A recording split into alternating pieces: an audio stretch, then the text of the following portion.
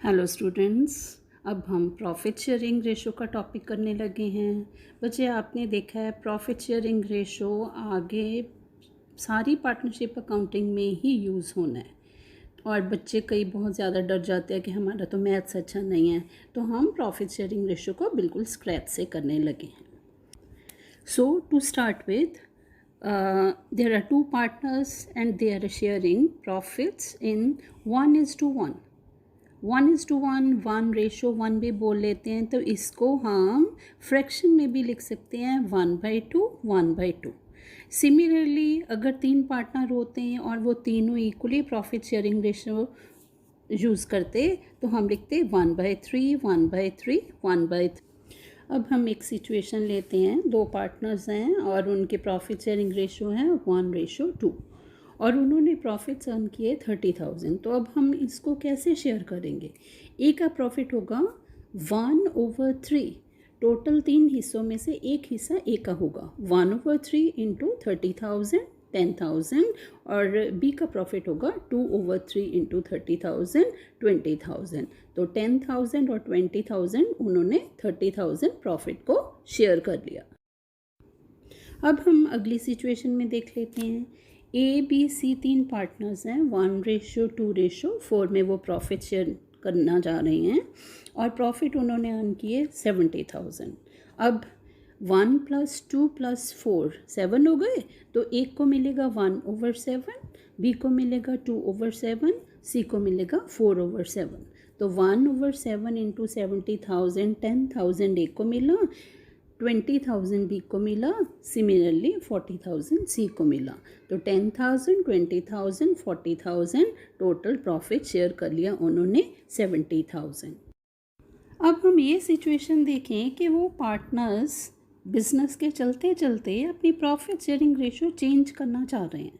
Suppose वो पहले तो 1:2:4 में शेयर कर रहे हैं और अब वो डिसाइड कर रहे हैं 2:2:3 में।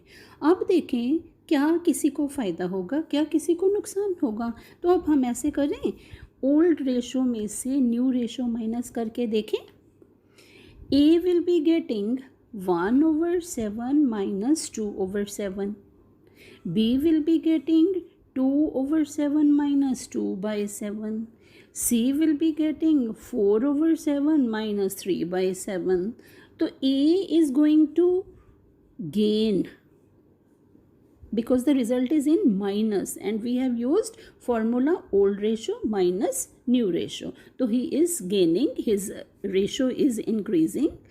B will not be affected at all because old ratio and new ratio are same, and C will be sacrificing or losing 1/7 share.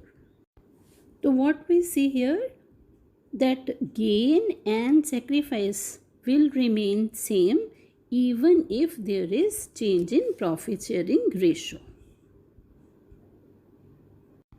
अब हम ये देखें कि अगर न्यू रेशो में से ओल्ड रेशो माइनस करके देखें फिर क्या होगा।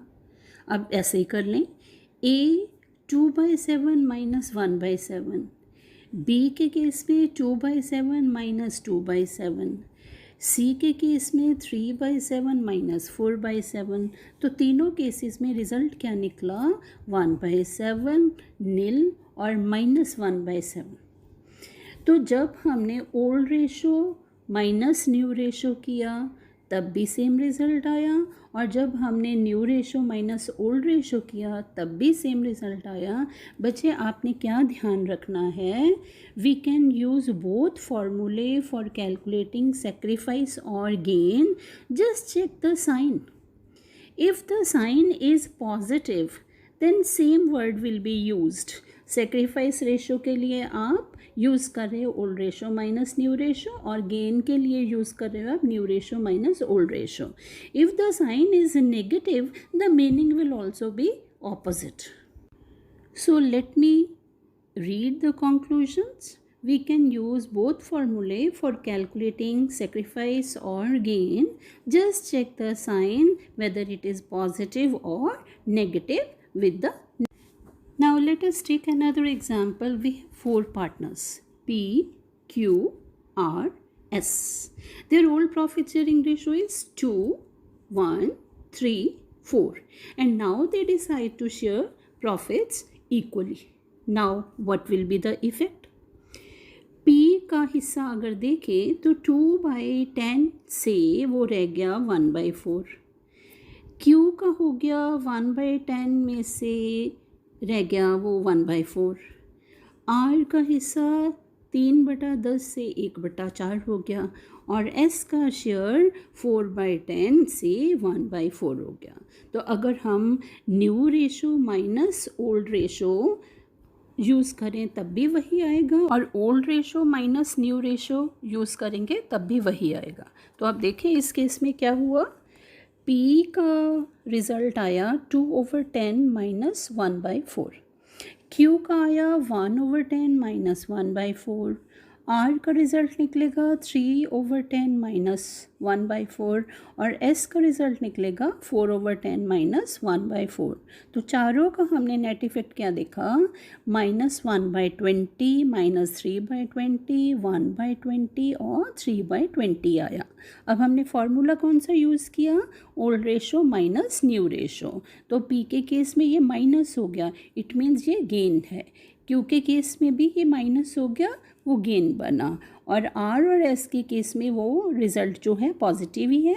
इट मीन्स सेक्रीफाइस वाला फार्मूला यूज़ करके पॉजिटिव रिज़ल्ट आया तो सेक्रीफाइस ही हुआ. तो देखा हमने total gain is equal to total sacrifice. तो अब हम शुरू करने लगे हैं कि अगर एडमिशन के केस में जैसे कोई नया पार्टनर आता है तब हम प्रॉफिट शेयरिंग रेशो कैसे कैलकुलेट करेंगे. चलो ये भी शुरू कर लें. फर्स्ट एग्जांपल में हम ये ले रहे हैं A और B 3:2 में प्रॉफिट शेयर कर रहे हैं और C को वो 1/3 शेयर देंगे. तो और क्वेश्चन में कुछ भी नहीं बताया हुआ. बच्चे जैसे पहले ही बोला है total profit is always assumed to be 1. तो C का शेयर हो गया 1/3. अब 1 में से 1/3 तो C को दे दिया, पीछे क्या रह गया A और B के लिए मिला के 1 माइनस 1/3 दैट इज़ 2/3. और अब उस 2/3 हिस्से को फिर A और B ने अपनी पुरानी प्रॉफिट शेयरिंग रेशो में ही शेयर करना है. तो A's new share will B 3/5 into 2/3. 3/5 पुराने के हिसाब से और शेयर किसको करना है, 2/3 को.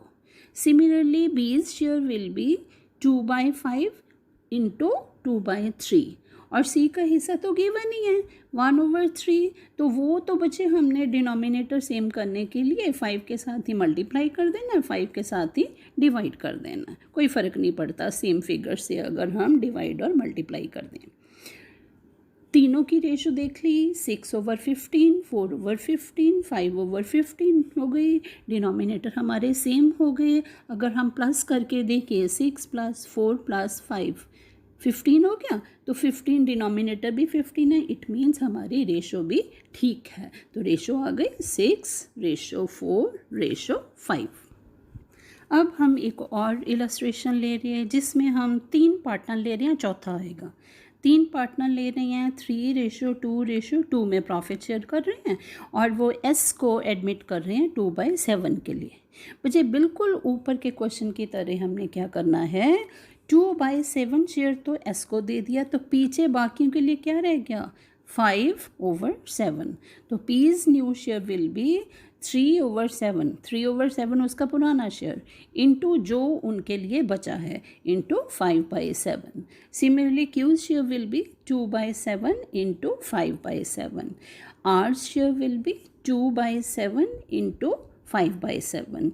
S share will be again, क्योंकि हमने वो डिनोमिनेटर सेम करना है तो 7 के साथ मल्टीप्लाई कर दिया, 7 के साथ डिवाइड कर दिया. तो जब हमने इन चारों को सॉल्व किया तो रेशो आ गई हमारे पास 15, 10, 10, 14. जब हमने इन चारों का टोटल करके चेक किया तो वो डिनोमिनेटर के बराबर आ गया. इट मीन्स हमारी प्रॉफिट शेयरिंग रेशो बिल्कुल ठीक आ गई.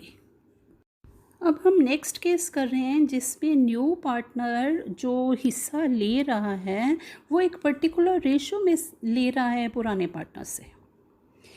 A and B are 2 partners sharing profits in the ratio of 2:1. they admit C for 1/3 share, which he takes from A and B equally.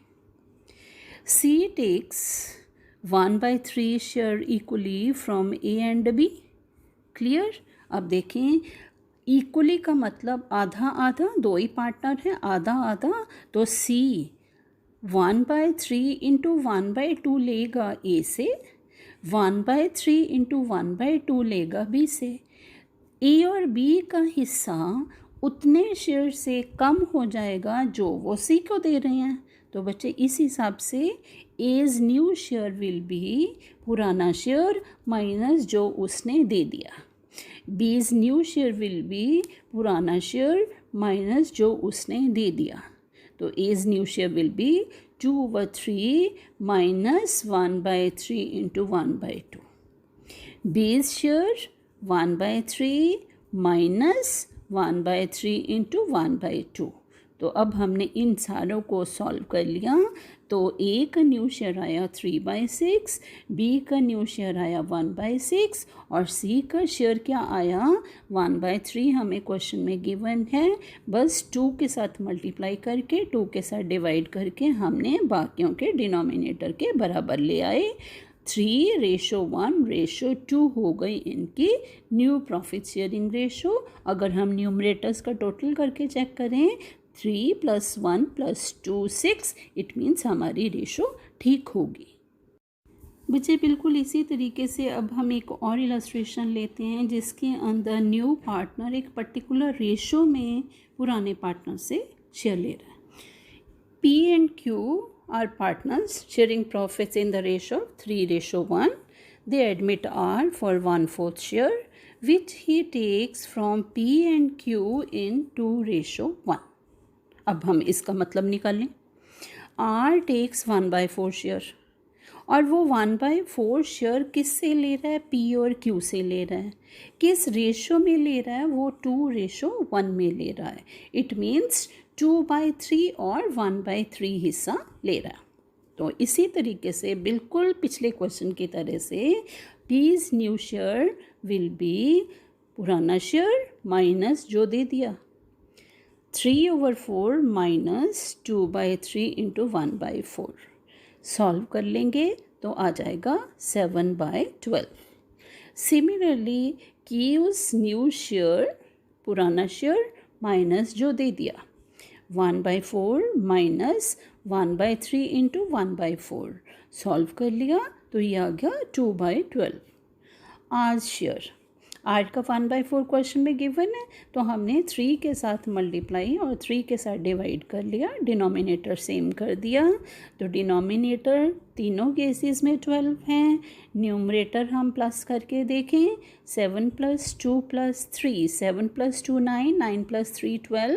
Denominator is also 12. It means हमारी ratio सही होगी. तो it is 7:2:3. बच्चे अब हम एक next case लेने लगे हैं प्रॉफिट शेयरिंग रेशो न्यू वाली कैलकुलेट करने के लिए एडमिशन के केस में ही, जब पुराने पार्टनर अपने पुराने शेयर से कुछ सरेंडर करते हैं.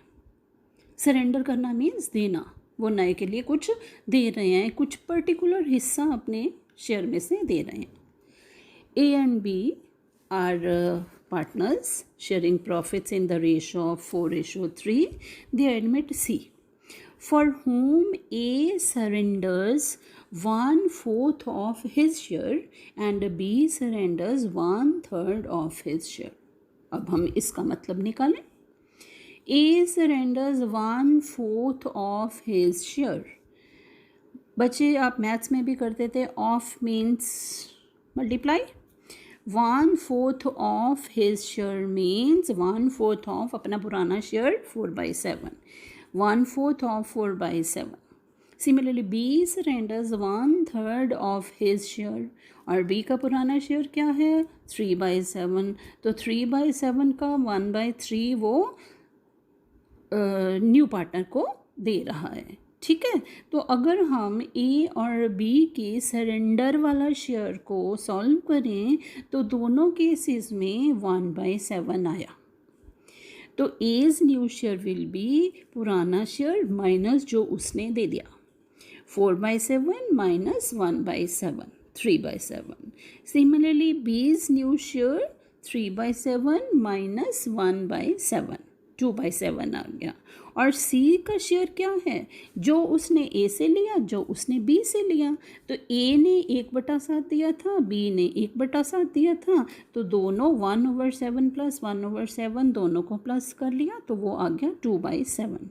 अब हम अपना न्यूमरेटर चेक करें. 3 + 2 + 2 और डिनोमिनेटर कितना है 7. तो 3 + 2 + 2 7, डिनोमिनेटर 7. इट मीन्स हमारी रेशो बिल्कुल सही है, 3:2:2. बच्चे अब हम बिल्कुल ऐसा ही एक और क्वेश्चन लेते हैं. वहाँ 3 पार्टनर है, चौथा आ रहा है.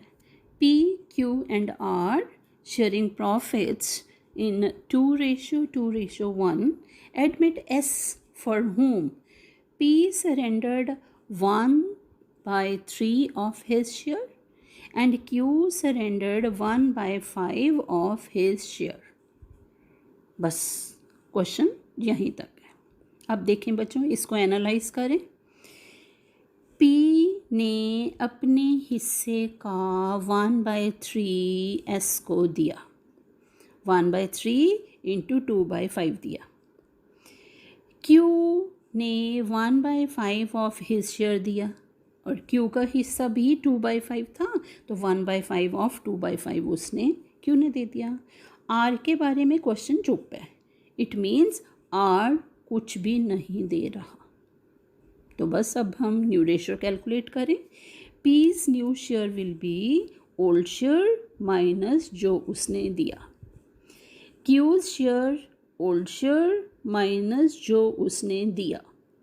और R का शेयर जितना पहले था वही रहेगा, बस हम डिनोमिनेटर सेम कर लेंगे. और S का शेयर जो P ने दिया, जो Q ने दिया, दोनों को इकट्ठा करके ऐड करके ले लेंगे. और फिर हम क्या करेंगे, बाद में डिनोमिनेटर बस सेम कर देंगे. तो अब देख लें हम ज़रा. P's new share will be 2/5 minus 1/3 × 2/5. Q's new share is 2/5 minus 1/5 × 2/5. दोनों को सॉल्व कर लिया.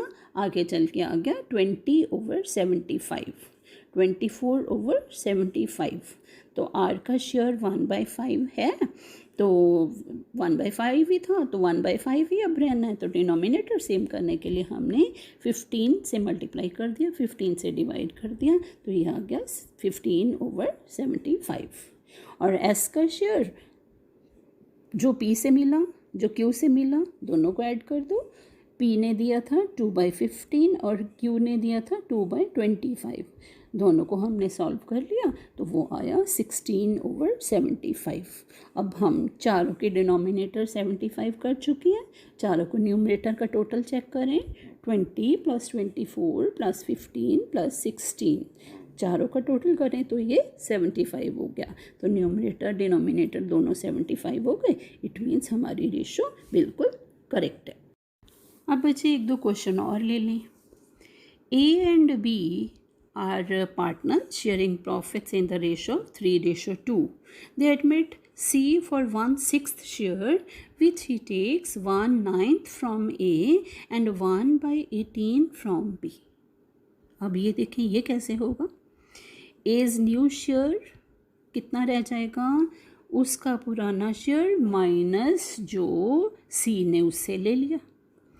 B का नया शेयर क्या से आ जाएगा, पुराना शेयर माइनस जो C ने ले लिया. तो बस माइनस करके, और जो A और B ने दिए हैं वो कुल मिला के C का शेयर है, जो कि क्वेश्चन में गिवन ही है. तो A's new share will B 3/5 minus 1/9. B's new share will be 2/5 minus 1/18. Solve कर लेंगे तो 44/90, 31/90 आ गया. C का शेयर क्वेश्चन में गिवन है 1/6, तो हमने डिनोमिनेटर सेम करने हैं, तो इंटू 15 डिवाइडेड बाई 15 कर दिया, तो ये आ गया 15/90. अब हम तीनों के डिनोमिनेटर सेम कर चुके हैं और तीनों के न्यूमरेटर का टोटल चेक करें।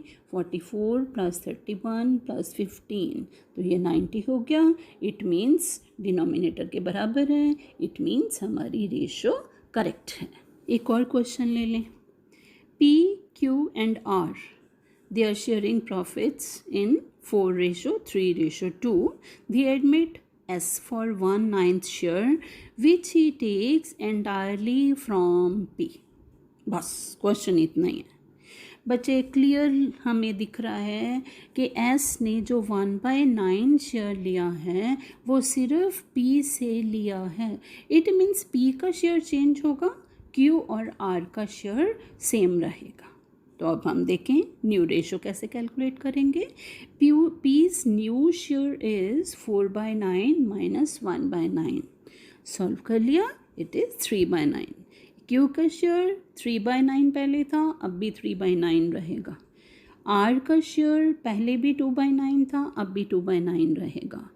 S का शेयर क्वेश्चन में गिवन है 1/9।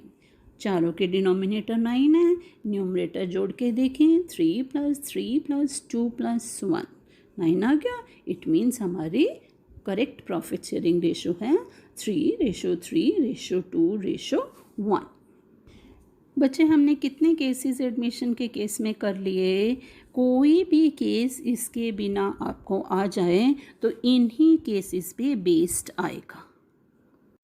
अब हम देखें रिटायरमेंट या डेथ के केस में प्रॉफिट शेयरिंग रेशो कैसे चेंज हो जाती है। तब हम न्यू प्रॉफिट शेयरिंग रेशो कैसे कैलकुलेट करते हैं।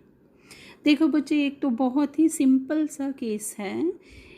A, B, C, they are sharing profits in 3:2:1 and question is silent. Whenever there is retirement or death, question is suppose silent कि पीछे उन्होंने रेशो का क्या किया।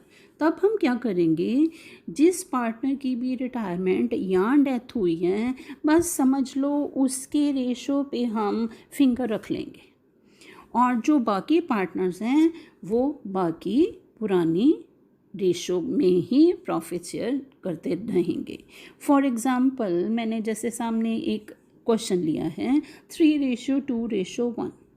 अब सपोज़ A रिटायर हुआ तो B और C शेयर करेंगे 2:1 में, उनकी न्यू रेशो भी 2:1 होगी। B निकल गया तो पीछे रह जाएंगे A और C, उनकी रेशो रह जाएगी 3:1। सपोज़ C जाता है, चाहे वो रिटायरमेंट होती है चाहे उसकी डेथ होती है, तो जो A और B प्रॉफिट शेयर करेंगे उनकी रेशो हो जाएगी 3:2। बच्चे जब आप इनकी गेनिंग रेशो कैलकुलेट करोगे ना फॉर्मूला यूज़ करके, तो गेनिंग रेशो भी वही निकलेगी जो उनकी न्यू रेशो बनी है। इट मीन्स A के जाने के बाद 2:1, B के जाने के बाद 3:1 और C के जाने के बाद 3:2। नेक्स्ट केस हम थोड़ा सा डिफरेंट ले लें। P, Q, R are sharing profits in the ratio of 4:3:2.